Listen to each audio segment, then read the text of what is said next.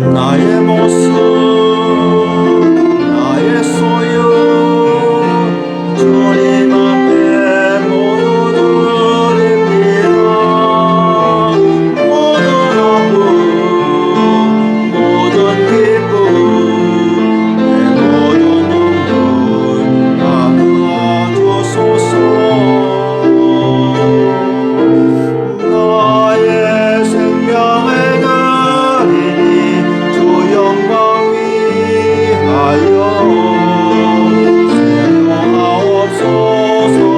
내가 사는 날 동안에 주를 찬양하며 기쁨의 제물 되리.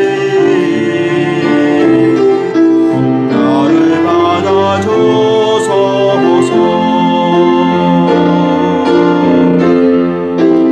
어제 일과 내일 일도 꿈과 희망 모두 드립니다. 모든 소망 모든 계획 내 손과 마음 받아주소서. 나의 생명을 드리니 주 영광 위하여 사용하옵소서. 내가 사는 날 동안에 주를 찬양하며 기쁨의 제물 되리.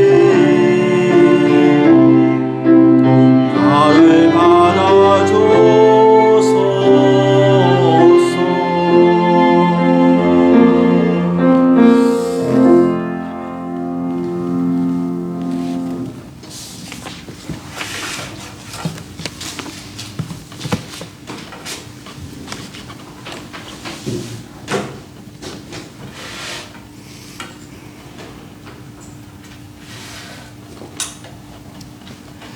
다 같이 묵상 기도 드리심으로 주일 예배를 하나님께 드리겠습니다.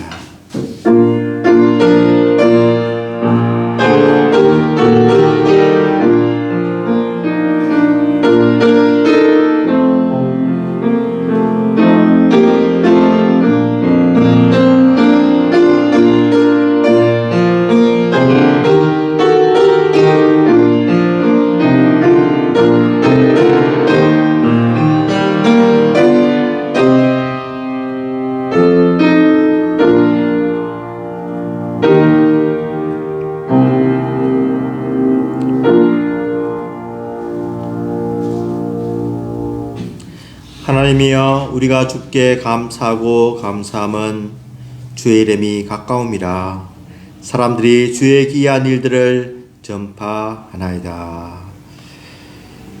우리의 생명이 되시고 우리의 근원이 되신 하나님 아버지 감사합니다. 오늘도 거룩한 성일을 맞이하여서 하나님을 찬양하고 예배드리고 경배할 수 있게 해주셔서 감사합니다. 이곳에 모인 저희들 진정으로 하나님을 사랑하게 도와주시고 믿음으로 드리는 이 예배에 함께하여 주시옵소서. 세상이 너무나 혼돈하고 전쟁과 지진과 태풍과 기근과 토네이도와 산불과 여러 가지 고난이 많은 이때 하나님께서 우리들의 피난처가 되어주시고 산성이 되어주시고 요새가 되어 주시옵소서. 오늘도 하나님께 겸손한 마음으로 무릎 꿇고 예배드릴 때 제대에게 큰 은혜를 다해 주시고 순서를 맡은 주의 종들에게 잘 감당하도록 도와 주시옵소서. 예수님 이름으로 기도드리옵나이다. 아멘. 찬송가 211장입니다. 찬송가 211장입니다.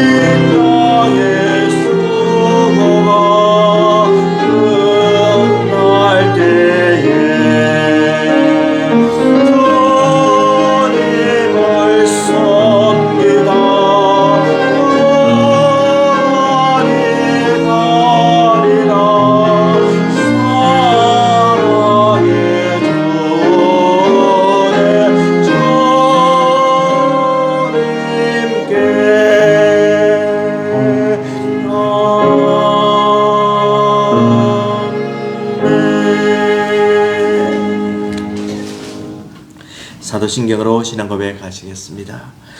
전능하사 천지를 만드신 하나님 아버지를 내가 믿사오며 그 위아들 우리 주 예수 그리스도를 믿사오니 이는 성령으로 잉태하사 동정녀 마리아에게 나시고 본디오 빌라도에게 고난을 받으사 십자가에 못 박혀 죽으시고 장사한 지 사흘 만에 죽은 자 가운데서 다시 살아나시며 하늘에 오르사 전능하신 하나님 우편에 앉아 계시다가 죄로서 산 자와 죽은 자를 심판하러 오시리라. 성령을 믿사오며 거룩한 공예와 성도가 서로 교통하는 것과 죄를 사하여 주시는 것과 몸이 다시 사는 것과 영원히 사는 것을 믿사옵나이다. 아멘. 교동문 85번입니다.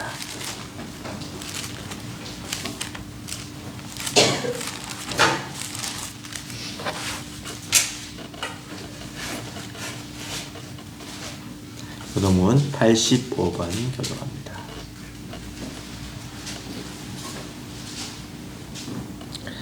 사랑하는 자들아, 우리가 서로 사랑하자. 사랑은 하나님께 속한 것이니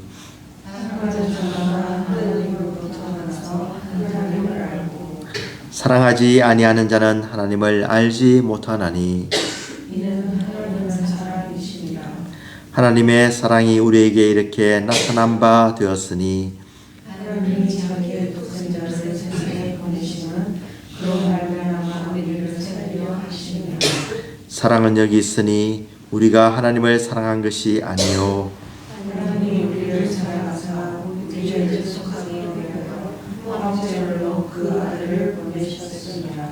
사랑하는 자들아, 하나님이 이같이 우리를 사랑하셨은즉 우리로 서로 사랑하는 것이 마땅하다.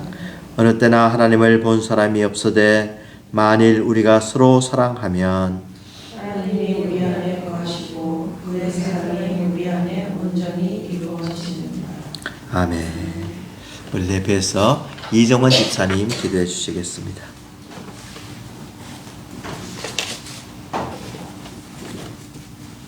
거룩하신 하나님 아버지, 오늘도 주님의 전으로 나와 머리 숙여 예배드리오니 저희의 이 예배를 기쁘게 받아주시기를 기도드립니다. 아멘. 주님, 지난 시간 삶을 돌아봅니다. 순간순간의 선택 앞에 주 믿는 자로 주님 앞에 부끄럽지 않도록 합당한 일을 하고자 의식하며 살았는지 되돌아봅니다. 여전히 세상의 가치와 기준으로 다른 사람을 판단하고 정작 내가 짓는 사소한 죄에는 너무나 관대하였습니다. 주님, 다른 사람을 판단했던 그 잣대를 나 자신에게도 동일하게 적용하여 사소하게 여겼던 작은 죄 하나라도 가볍게 여기지 않게 하여 주시옵소서.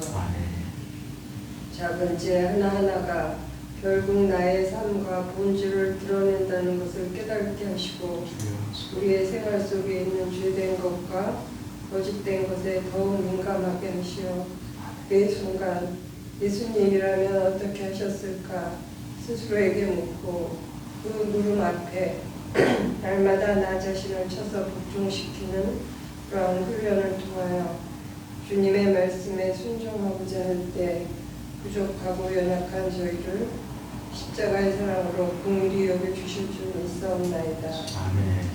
거룩하신 주님의 자녀답게 세상과 구별된 삶을 살아가며 우리의 삶을 통해 그리스도의 향기를 나타내는 저희들 되기를 간구드립니다.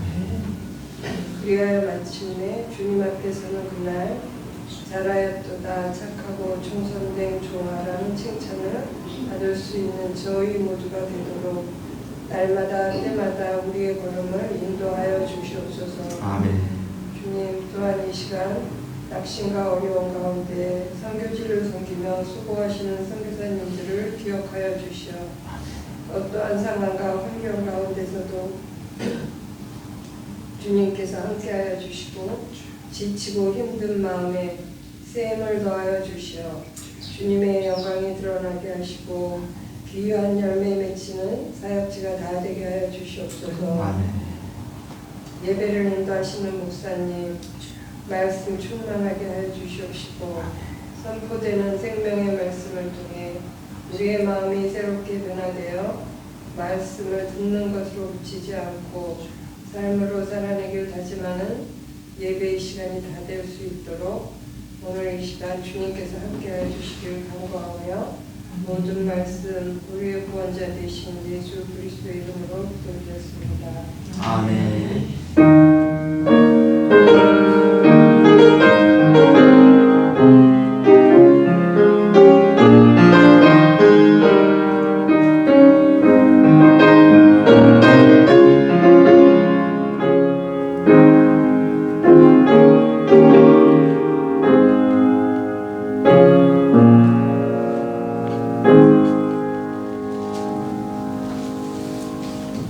하나님의 말씀 누가복음 7장 36절에서 43절까지 말씀입니다.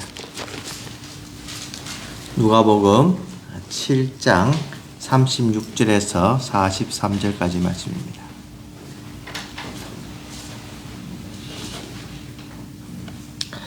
우리 36절부터 한 절씩 교독하도록 하겠습니다.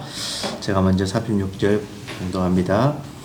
한 바리새인이 예수께 자기와 함께 잡수시기를 청하니 이에 바리새인의 집에 들어가 앉으셨을 때에 그 동네에 죄를 지은 한 여자가 있어 예수께서 바리새인의 집에 앉아 계심을 알고 향유나무 옥합을 가지고 와서 예수의 뒤로 그 발 곁에 서서 울며 눈물로 그 발을 적시고 자기 머리털로 닦고 그 발에 입 맞추고 향유를 부으니 예수를 청한 바리새인이 이것을 보고 마음에 이르되 이 사람이 만일 선지자라면 자기를 만지는 이 여자가 누구며 어떠한 자 곧 죄인인 줄을 알았으리라 하거늘 예수께서 대답하여 이르시되 시몬아 내가 네게 이를 말이 있다 하시니 그가 이르되 선생님 말씀하소서.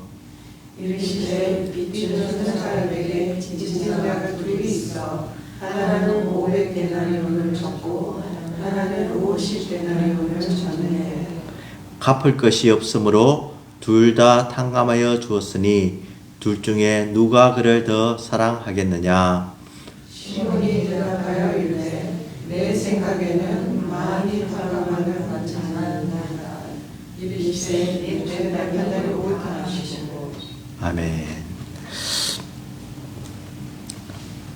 미국에 살다 보면은 이제 초청장을 받고 결혼식에 참석하는 경우가 많이 있습니다. 그래서 RSVP라는 이제 답을 해줘야 됩니다. 그래서 이 말은 리폰데 시브브레라는 부른데 이제 영어로 please respond, 즉 참석 여부를 회신해 주세요라는 그런 뜻입니다. 그래서 미국에 살면서 영어도 해야 되는데 이 불어까지 알아야 하니까 참 어렵습니다. 그래서 참 이 청첩장을 받고 이렇게 답장을 보내야 하는 게 미국 문화입니다. 아는 후배 목사님의 딸이 결혼을 했는데 왜 연락을 안 했냐 그러니까 저희도 또 초청 받아야 합니다. 이렇게 이야기해요. 그래서 예? 그러니까 실제로 제 이제 친구 목사님 딸이 이제 가을에 결혼을 하는데 아빠 왜 초청장에 답 안 하셨어요? 이렇게 묻는 거예요. 그러니까 내가 못 받았는데 이러니까 안 보냈어요. 이러면서 이렇게 다시 보내서 이제 그 답을 했다고 합니다. 참 이 초청을 받느냐 안 받느냐 하는 것은 참 중요한 문제지요. 특별히 이제 한국도 미국도 그렇지만 음식 때문에 식당 문제 때문에 어떤 음식을 먹을 것인지 또 체크를 해서 이렇게 보내는 것이 또 예의고 또 초청을 받지 못한다면 그 식사 자리에 가지 못하는 것이 바로 미국 문화입니다. 반대도 있습니다. 저희들이 그 초청장을 받아도 너무 바빠서 우리들은 식만 참석하고 식당에는 가지 않겠습니다. 이런 경우도 있습니다. 그러니까 이제 하여튼 이 답을 하는 것은 굉장히 중요하고 초청을 받고 식당에 가는 것은 중요한데 오늘 초청을 받지 않았는데 또 그 자리에 갈 자격이 없는데 또 가서는 안 되는데 가는 한 여인이 등장을 합니다.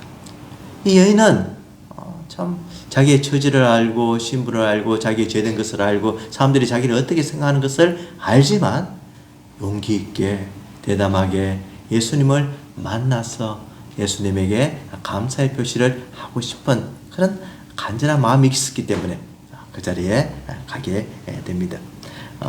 이 사건을 도유 사건이라고 하는데 도유라고 하면 이제 잘 사용하지 않은 말인데 7알도에 기름유를 써서 기름을 바른다, 기름을 붓는다 이런 표현이죠. 그래서 이 도유 이 기름을 붓는 이 사건은 사복음서에 다 나와 있습니다. 그런데 마태, 마가, 요한에서는 조금 뒷부분에 이렇게 나와 있는데 이 누가복음은 앞에 나와서 앞에 갈릴리 전도할 때 일어난 사건으로 이렇게 기록이 되어서 이제 성경학자들은 아마 이 사건이 두 번 일어나지 않았나 이렇게 보는 겁니다. 그래서 참 기름을 붓는 예수님의 이렇게 찾아와서 참 이 죄인인 여자가 예수님을 존경하고 섬기며 예수님의 사랑을 하는 것을 표현한 것은 굉장히 중요한 사건이고 이 사건을 통해서 예수님께서는 다시 저희들에게 교훈을 주시고 너희들의 입장이 어떠냐? 과연 하나님을 믿는 백성들의 마음이 어떻게 되느냐? 그리고 너희들이 구원을 받았지만은 다 이 여자와 같이 하나님의 은혜로가 아니면 구원을 받을 수 없다는 것을 분명히 가르쳐 주고 있습니다. 다른 말로 하면은 다 우리가 빚진 자이고 빚을 많이 졌던 적게 졌던 것과 상관없이 우리는 그 빚을 갚을 수 없는 죄인임을 예수님은 이 사건을 통해서 또 우리들에게 레슨을 허락하여 주십니다. 36절에 보면은 한 바리새인이 예수께 자기와 함께 잡수시기를 청하니라고 되어 있습니다. 그래서 참 바리새인들 하면은 여러분들 인식이 어떻습니까? 바리새인 하면은 그냥 예수님을 이렇게 와서 책 잡으려고 하고 흠을 내려고 하고 예수님을 고발하려고 하고 아주 또 예수님도 이 바리새인들을 좋아하지 않았는데 이 한 바리새인은 의외로 예수님을 식사 자리에 초대하는 이렇게 언뜻 보면은 참 좋아 보이는 그런 바리새인이 여기 등장합니다. 그리고 예수님도 이들과 잘 상종을 하지 않는데 또 초대받아서 갑니다. 그래서 이제 거기서 같이 식사를 하는 그런 장면이 연출되고 있습니다. 이 바리새인들은 참 누구보다도 자기들이 하나님을 잘 믿는다고 생각하고 바리새라는 이 말뜻이 구별된다는 그런 뜻을 가지고 참 하나님을 잘 섬기려고 하는 그런 취지에서 시작했지만 나중에는 독선적으로 흐르게 되고 오히려 자기는 하나님을 잘 섬긴다고 했지만 예수께서는 너희들은 하나님을 오히려 모른다고 하는 그런 또 비박을 하게 그 책망을 받게 됩니다. 그래서 예수님께서 이 바리새인들 서기관들아 화 있을진저 서기관들과 바리새인들이요 하면서 참 그들에게 참 책망을 아주 심하게 하시는 모습을 우리가 여러 번 볼 수가 있습니다. 그렇지만 이 바리새인은 온전히 예수님을 선생님으로 믿고 또 공경하고 메시아인 것을 인정하는 마음에서 예수님을 초대한 것은 아니고 단지 혹시 하는 마음과 함께 아주 최상으로 대접은 하지 않지만 또 예수님과 함께 교제하고 싶은 그런 마음이 있었던 그런 바리새인으로 볼 수가 있습니다. 그런데 그 동네에 죄를 지은 한 여자가 있어 예수께서 바리새인의 집에 앉아 계심을 알고 향유 향유담은 옥합을 가지고 왔어 이렇게 되어 있습니다. 보통 죄를 지었다라는 이 표현에는 이 여자가 어떤 장녀라는 그런 것이 암시가 되어 있습니다. 그래서 이 동네 사람들은 다 압니다. 저 여자 하면은 이 여자는 죄인, 아주 정결하지 못하고 죄된 삶 가운데 살면서 덕이 되지 못하고 정말 그 사람들을 이 여인을 다 무시하고 상종하지 않으려고 하는 그런 여인이 이제 이 귀중한 옥합을 듣고 향유 담은 옥합을 들고 이제 예수님께 왔다는 겁니다. 그래서 참 이것이 여러 가지 그림으로 많이 나와 있는데 이 여인이 예수님 앞에 와서 한 행동은 정말로 너무나 이렇게 언뜻 보기에는 굉장히 놀라운 장면이고 과연 사람이 이렇게까지 사람을 공경할 수 있을까? 모실 수 있을까? 사랑할 수 있을까? 참 싶을 정도로 굉장히 쇼킹한 그런 모습입니다. 그래서 이 옥합이라고 하는 것은 여기는 알라베스터 jar 이렇게 되고 있는데 아주 재질이 아주 석고로 되어서 이렇게 흰색으로 된 아주 귀중한 그런 이 항아리입니다. 그래서 이 향이 날아가지 않도록 입구와 목이 이렇게 좁게 되어 있는데 이것은 한번 열면은 다시 담을 수 없는 한 번에 다 사용해야 되는 아주 고급스러운 그런 옥합을 그 향료를 의미합니다. 그래서 이 옥합 자체, 이 병 자체도 굉장히 값어치 있는 그런 것을 들고 왔다는 겁니다. 그래서 이 여자가 취한 행동이 예수의 뒤로 그 발 곁에 서서 울며 눈물을 계속 흘리는 거죠. 나 같은 죄인이 예수님의 복음을 듣고 예수님의 사랑을 잊고 그 은혜 가운데 새 사람이 된 그 감격에 의해서 계속 눈물을 흘린다는 겁니다. 사람이 얼마나 울 수 있습니까? 밤새도록도 울 수 있습니다. 어떤 생각하면은 이 눈물로 어떻게 발에 적실까 생각할 수 있지만 정말 아주 깊은 통해를 하는 그 눈물은 굉장히 양이 많을 수도 있습니다. 그래서 그 발 곁에 서서 울며 눈물로 그 발을 적셨다는 겁니다. 그러니까 이 흥건하게 젖을 정도로 정말 이 예수님의 발을 적시고 또 닦아야 되는데 이 닦는 것도 그냥 이렇게 수건이나 타월로 닦는 것이 아니라 자기의 머리를 풀어서 닦았다는 겁니다. 이때는 여자들이 머리를 잘 풀지 않는데 장례식장에서 특별히 머리를 푸는 그런 경우가 있지만 그 슬픔과 또 그 안타까움, 자기 죄에 대한 그런 애통함에 의해서 머리를 풀고 예수님의 발을 닦을 정도로 예수님의 최선을 다하는 그런 모습을 보여줍니다. 그리고 이제 준비한 그 옥합을 깨트려서 붓는 그런 모습입니다. 이 모습은 바로 어떤 모습이냐면은 중동 지방에서 발을 씻어주는 이런 집안의 노예들이 하는 그런 잡이었습니다. 그래서 이 여인이 자기의 머리털로 발을 닦았다는 것은 정말 최고의 이 자기의 최고의 자존심인 그런 머리털을 사용해서 낮은 발을 대었다는 그것은 자기 극도의 겸손함과 또 상대방을 높이는 그런 행동임을 우리가 알 수가 있고 또 깊은 회개와 죄사함의 감사 눈물을 계속 흘리는 것을 알 수가 있습니다. 그래서 마음속에 깊은 통회와 자복과 뉘우침과 회개와 또 죄사함의 기쁨을 표현하는 그런 참 귀한 이 여인의 헌신을 알 수가 있습니다. 참 예수님이 만약에 다시 오신다면 여러분들은 어떻게 맞이하시겠습니까? 92년도에 한국에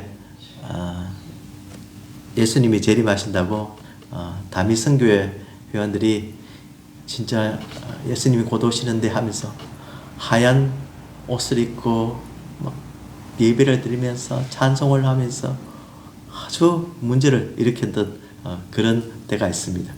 그때 예수님을 맞이하는 그들의 마음속에는 간절함이 있었는데 그것이 다 사기극이었습니다. 참 이 사기극인 거기에 말려들었어도 이렇게 참 준비를 하는데 우리 예수님을 다시 뵙는 저희들의 마음속에 과연 어떤 자세로 예수님을 배울까 한번 생각해 보면 참 많이 부족한 것을 알 수가 있습니다.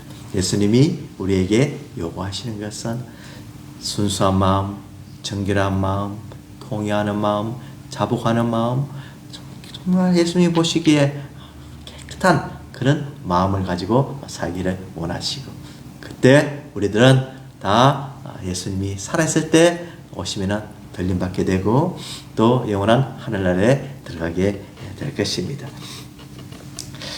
정말 이 예수님께서 이제 예수님의 마음 이때 이것을 당하는 예수님의 마음을 생각해 봤을 때 예수님이 정말 이 여인을 얼마나 불쌍하게 여겼을까, 얼마나 또 측은하게 여겼을까, 또 그 감사하는 그 마음 속에 얼마나 또 이 여인에 대한 또 감사함도 있었을 것이고 또 예수님의 그 마음을 헤아려 보면은 참 이 모습이 너무나 아름다운 것을 볼 수가 있습니다. 제가 고등학교 때 이제 교회에서 그 예배를 이제 드리는데 어느 날 저를 참 사랑했던 장로님이 오셔가지고 대호야 저 여자 봐라 이러는 거예요. 그래서 이거 보니까 조금 이 옷입도 좀 화려하고 화장도 좀 다르고 이렇게 머리 모양이나 이런 게 좀 다른 거예요. 그래서 예약하니까 저 여자 장녀야 이런. 그래서 예? 그러니까 장녀가 지금 교회 와서 예배를 드리고 지금 가려고 하고 있어 그런 거예요. 그래서 장녀가 왔구나 싶은데 이 장로님은 교회 리더로서 걱정이 되는 거예요. 이 장녀가 왔으면 성경 말씀대로 하면 분명히 잘 해줘야 되고 예수 잘 믿도록 인도해 줘야 되는데 또 도덕적으로 이렇게 생각해 보면은 이 교회 이 사람들을 조금 물들이지는 않나, 잘못 인도하지는 않나, 이 여러 가지 좀 복잡한 거예요. 그래서 저한테 장녀가 왔다고 해서 뭐 저는 좀 심하게 생각하지 않았지만 그 장로님은 굉장히 좀 우려하는 그런 그 기억이 납니다. 그리고 좀 이렇게 보이다가 또 이렇게 볼 수가 없었습니다. 그분은. 그래서 참 참 죄인이 지금 이곳에 오면 안 되는데 이것에 온 것을 보고 이제 주인인 바리새인은 지금 불편한 거죠. 그리고 지금 아주 즐겁게 잔치를 하고 이제 식사 대접을 하려고 하는데 지금 울음이 나오고 또 이렇게 여러 가지 다른 상황이 일어나면서 굉장히 좀 혼란에 빠진 그런 상황임을 알 수가 있습니다. 그래서 이 주인이 마음속에 이르기를 이 사람이 만일 선지자되면 자기를 만지는 이 여자가 누구며 어떠한 자 죄인인 줄 알았으리라 하거늘 이렇게 합니다. 그러니까 그 마음속에 생각하기를 아니 이 예수님이란 분을 초대를 했는데 이분이 지금 선지자고 하나님의 아들이라고 하는데 하나님의 아들이면 적어도 이 여자가 누군 것을 알 수 있지 않을까? 그러면 이 선지자는 당연히 그것을 알아보고 이것을 중단시키고 왜 이러시냐고 죄인이 왜 여기 왔어 이러냐고 가라고 이렇게 하는 것이 자기 생각에는 정상이라는 거죠. 그런데 예수님이 그렇게 하지 않는 것을 보니까 이분은 능력이 없다. 이분은 내가 생각하는 그 선지자가 아니고 내가 생각하는 그 메시아가 아니다 라고 결론을 내버린 거지. 그래서 지금 마음속에 좀 예수님에 대한 어떤 이 의심과 또 예수님에 대한 어떤 괜히 내가 이분을 초대했나 하는 지금 마음이 그에게 들기 시작했다는 겁니다. 이럴 수가 있겠죠. 자기 생각과 다를 때 어떤 그런 마음은 누구나 가질 수 있다고 생각합니다. 그래서 예수님께서 대답하여 이르시되 시몬아 내가 내게 이를 말이 있다 하시니 그가 이르되 선생님 말씀하소서 이렇게 합니다. 참 예수님께서 이 다른 바리새인들과 조금 다르게 취급하는 것을 알 수가 있죠.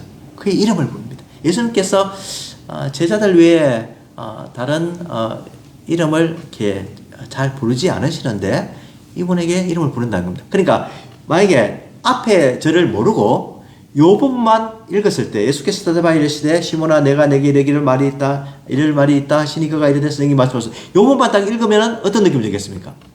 시몬 베드로에게 이야기하지 않나? 이런 생각을 할 수가 있습니다. 그러니까 그런데 이 바리새인의 이름이 시몬이라는 겁니다. 그래서 참 구절을 한 구절만 딱 보면은 우리가 잘못 이해하면 안 되고 쭉 이렇게 앞뒤를 연결해서 보는 것이 굉장히 여기서 중요한 것을 알 수가 있죠.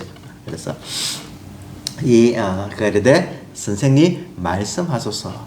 여전히 이 바리새인과 이 예수님 관계는 참 아직까지는 그렇게 이상하지 않고 그리고 적어도 선생님이라고 모시고 또 시모나라고 이렇게 불러주시는 것은 예수님이 그를 따뜻하게 대하는 모습인 것을 알 수가 있습니다. 예수님께서 이제 비유로 말씀하여 주시는 거죠. 비유로 말씀하실 때 참 조심해야 됩니다. 답을 잘해야 됩니다. 이 다윗이 죄를 범하고 난 뒤에 이 나단 선지자가 비유로 다윗에게 이야기했을 때 다윗이 자기에게 이야기하는 줄 모르고 자기 이야기인 줄 모르고 함부로 이야기했다가 아주 호되게 당하는 경우가 됐습니다. 선지자들도 왕에게 종종 이야기를 하고 또 이렇게 다른 사람을 시켜서 이렇게 비유로 이야기할 때 자기 이야기인 줄 모르고 답했다가 이렇게 좀 당하는 그런 경우들이 구약에 종종 나옵니다. 그래서 지금 이 시몬이라는 바리새인이 아주 대답을 잘 해야 되는 그런 입장이었습니다. 예수님께서 말씀하시기를 어떤 사람이 빚을 주었는데 이 한 사람은 500데나리온을 줬고 한 사람은 50데나리온을 줬다는 겁니다. 그래서 이 사람 둘이 이제 이 빚을 가지고 있는데 중요한 것은 갚을 것이 없으므로 둘 다 이것을 이렇게 패배하지 못한다는 겁니다. 그래서 둘 다 탕감하여 주었으되 둘 중에 누가 그를 더 사랑하였느냐? 500데나리온, 50데나리온 둘 다 탕감을 받았으면 누가 더 큰 은혜를 받았습니까? 당연히 500데나리온 10배나 탕감 받은 사람이 더 고맙게 생각하고 또 이 사람이 더 감사하게 생각하겠죠. 그리고 더 주인에게 감사합니다. 만약에 50데나리온 받은 사람이 감사합니다. 참 당신의 은혜가 큽니다. 이러면 500데나리온 이 탕감받은 사람은 정말 무릎을 꿇고 이것은 너무나 큰 금액인데 사해주셔서 감사합니다 하고 그냥 깊이 감사의 표시를 했을 것입니다. 그런데 문제는 뭐냐면은 50데나리온이나 500데나리온이나 둘 다 이 빚은 생계형 빚으로서 가난한 사람들이 졌기 때문에 누구도 갚지 못한다는데 더 큰 문제가 있었던 것입니다. 그래서 누가 그래도 사랑하였느냐? 이 시몬이 대답하여 이르되 내 생각에는 많이 탕감받은 자니이다. 예수께서 내 판단이 옳다. 딩동댕 하는 거죠. 그러니까 예수께서 맞다 이거죠. 너가 잘 대답했다. 그런데 문제는 무엇입니까? 그 다음에 예수님의 레슨이 더 문제인 겁니다. 그래서 이 비유의 핵심이 무엇이냐면은 모든 사람이 다 빚을 졌다는 겁니다. 이 온 인류 중에서 빚을 지지 않은 사람은 한 사람도 없다는 겁니다. 그러니까 다 죄인이라는 겁니다. 예수님 이외에 이 온 인류 어머니로부터 태어난 모든 사람은 다 죄인이라는 것을 알아라고 합니다. 그러니까 500데나리온 많이 빚지고 50데나리온 적게 빚지고 이것이 문제가 아니라 빚을 갚을 수가 없는 죄인으로서 자기의 죄를 벗어날 수 없는 그런 상황인 것을 알아라고 합니다. 그러니까 자기 힘으로서는 이 죄의 쇠사슬을 끊을 수가 없는데 오직 은혜로만 빚을 탕감해 주는 분에 의해서만 이 빚을 갚을 수가 있고 또 하나님께서 예수 그리스도를 통해서 죄인이 아니라고 인정해 주는 사람만이 비로소 의인이 된다는 그런 지금 레슨을 주시는 겁니다. 그래서 이것은 채권자는 바로 하나님이다. 두 빚진 자는 하나님께 죄를 짓고 스스로는 죄를 해결할 수 없는 모든 인간을 상징함으로써 모든 인간은 하나님 앞에서 스스로는 갚을 길이 없고 따라서 하나님의 자비가 없다면 죽을 수밖에 없는 죄의 빚을 진 자들이다. 그래서 로마서 3장 13절을 말씀합니다. 우리 다 같이 한번 읽어봅시다. 모든 사람이 죄를 범하였음에 하나님의 영광에 이르지 못하더니 모든 사람이 죄를. 그리고 시편 51편은 5절을 말씀합니다. 같이 읽어봅시다. 내가 죄악 중에 출생하였으며 어머니가 죄 중에서 나를 잉태하였나이다. 죄 중에 잉태하였으니까 나는 태어나면서 무엇이 됩니까? 당연히 죄인으로 태어날 수밖에 없다는 거예요. 우리 힘으로는 이 어느 누구도 이 죄에서 벗어날 수 없음을 이 성경은 우리에게 분명히 가르치고 있습니다.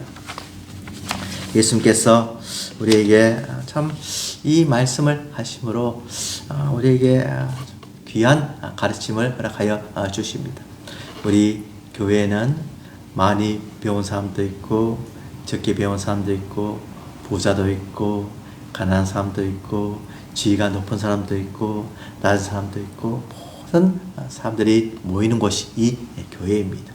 그렇지만 한 가지 분명한 것은 다 죄인이라는 겁니다. 이 세상에는 두 가지 종류의 사람밖에 없습니다. 한 가지는 자기의 죄를 알고 자기가 용서받은 죄인과 아직 용서받지 못한 죄인, 이 두 가지밖에 없다는 겁니다. 다 죄인들이 이곳에 모여서 생활하는 것이, 예배드리는 것이 바로 이 교회입니다. 우리들은 누구입니까? 이 죄의 용서함을 받고 하나님의 은혜와 자비 속에서 하나님의 거룩한 백성이 된 놀라운 인생이 바로 저희들입니다. 이 예수 그리스도의 은혜가 얼마나 큰지 우리가 다시 한 번 더 깨달을 수가 있는 겁니다. 이렇게 이제 미국에 살다 보면은 여러 이제 사람들을 많이 만나죠. 여러 나라 사람들을 많이 만났는데 참 이렇게 희한하게 이 나라의 사람들의 특징이 있어요. 일본 사람, 중국 사람, 베트남 사람, 인도네시아 사람, 필리핀 사람, 태국 사람, 홍콩 사람, 또 뭐 백인 또 이렇게 여러 가지 특별히 멀스 아일랜드 주위에 또 벨뷰, 시애틀 주위에 참 다양한 인종들이 이렇게 사는데 이 묘하게 자기들의 어떤 우월성을 가지고 있어요. 예.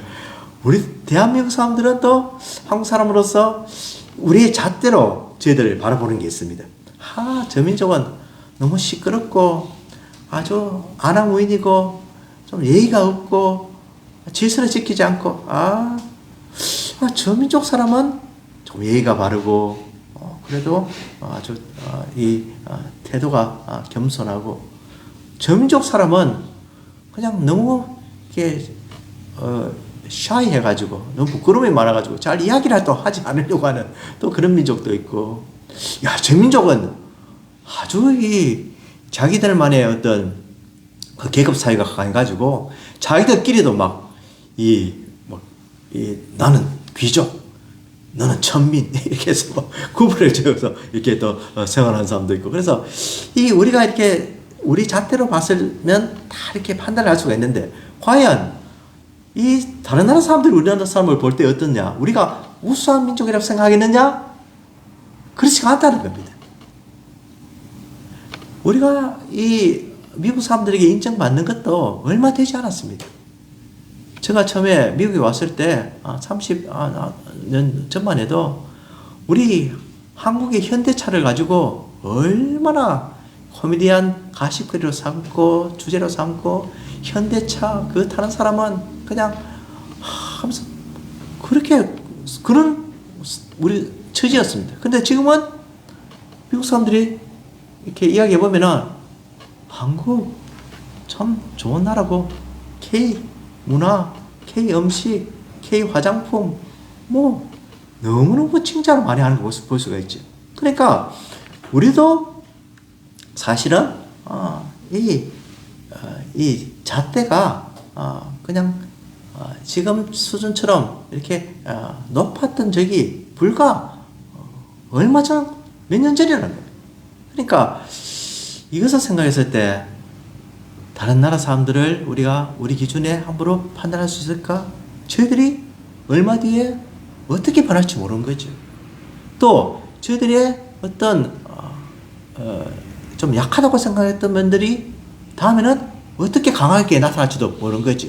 그래서 참 우리가 조심해야 되는 것은 함부로 이 판단을 하고 우리 기준에 의해서 좀 그들을 평가하는 것을 정말 조심해야 되는 것을 알 수가 있죠. 그래서 아이들에게 이렇게 종종 이야기하다 보면은 저희들이 먼저 묻는 게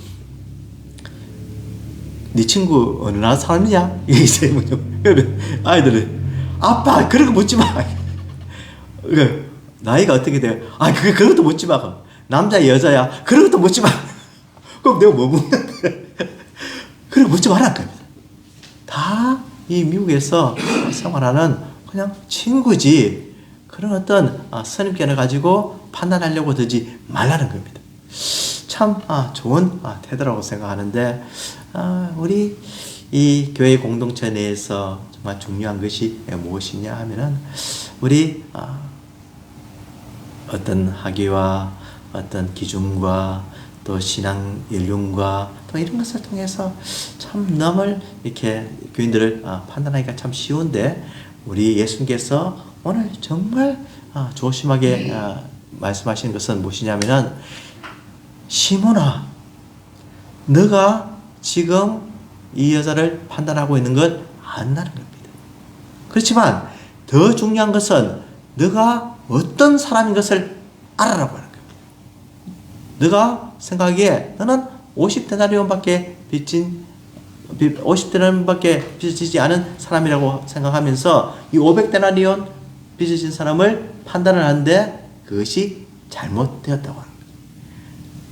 그것이 정말 너의 오류이고 너가 진정으로 가져야 하는 것은 하나님을 사랑하고 하나님을 공경하고 하나님을 경배하고 하나님을 섬기고 사랑하는 것이 중요하다고 오늘 예수님께서 말씀하고 계시는 겁니다. C.S. 루이스가 순전한 기독교에서 참 평생 고민했던 문제가 있습니다. 그것이 뭐냐면 자기 개성과 자기 어떤 본질적 변형이라고 self-improvement와 transformation이라고 하는 거예요. 그러니까 이게 뭐냐면은 자기가 노력을 해서 아주 도덕적으로 이렇게 삶을 참 변화시켜 가는 것은 세상적인 기준에 의해서 이제 거지가 몸을 씻고 예의를 배우고 여러 가지 교양을 쌓고 귀족이 되어가는 그 과정에 의해서 이제 이 사람은 변화받았다. 고 생각할 수가 있는데 그것은 근본적으로 그 사람을 변화시킨 것이 아니라고 하는 것입니다. 그리고 그 정말 중요한 것은 무엇이냐면은 이 흙을 묻힌 귀족 도련님이 있다.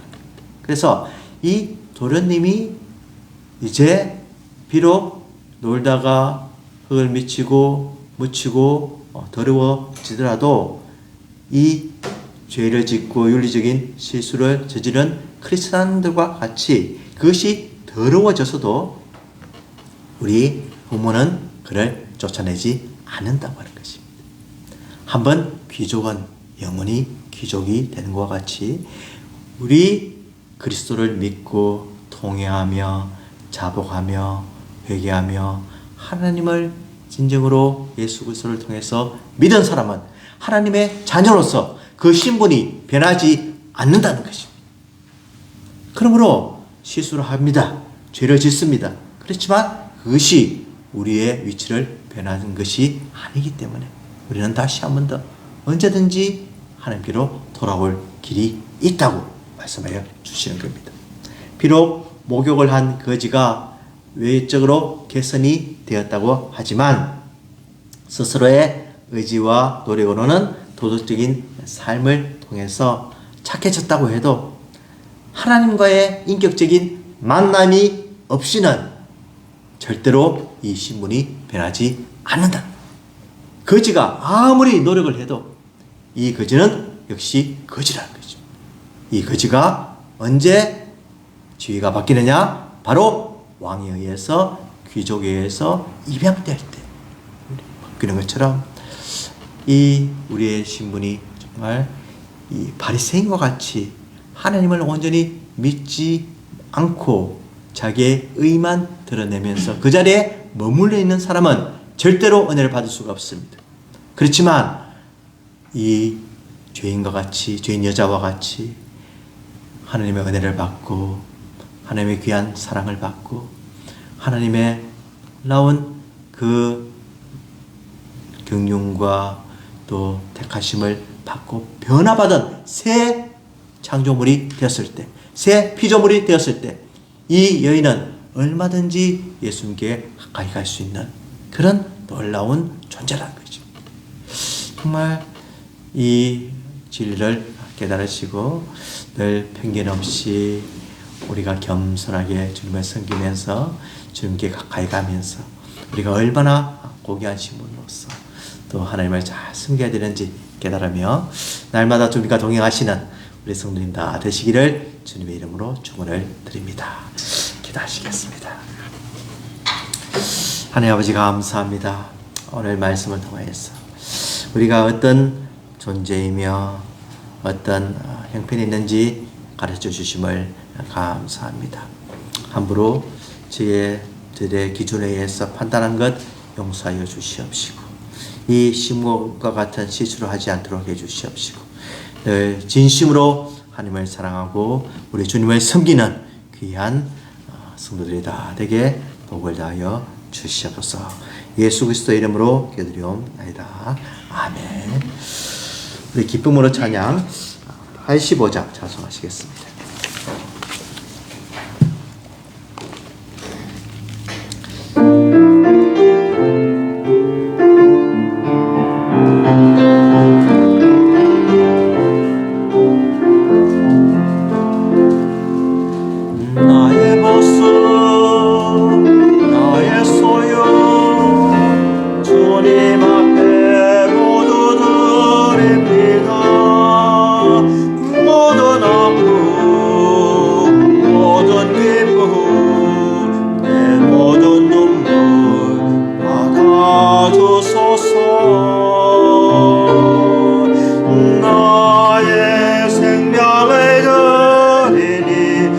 영광 위하여 사용하옵소서. 내가 사는 날 동안에 주를 찬양하며 기쁨의 제물 드리 나를 받아 주소서.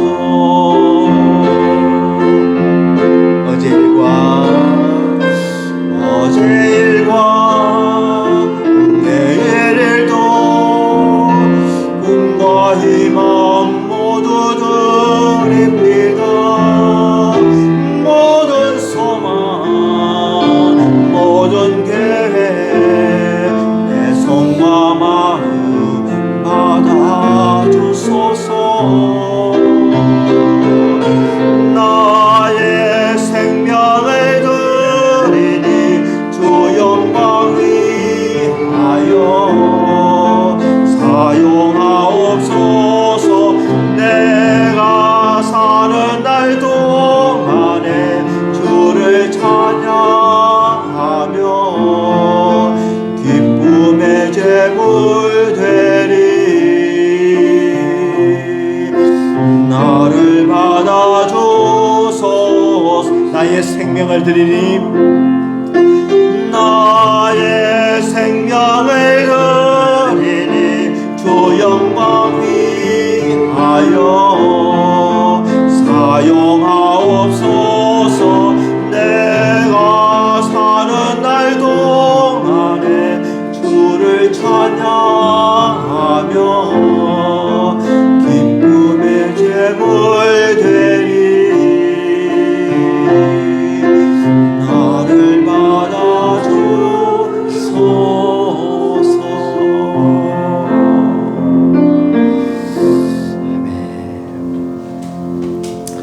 하나님 아버지 감사합니다.